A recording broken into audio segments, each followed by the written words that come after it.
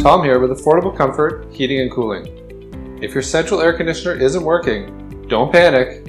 Here are 3 things you can do to troubleshoot the problem.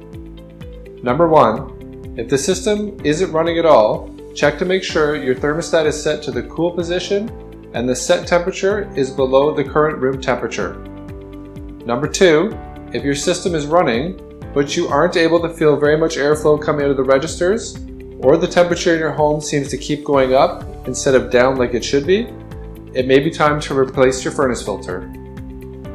Number 3, if you notice any ice buildup on the outdoor unit or the copper lines, you will need to turn off the system for several hours to allow the system to thaw.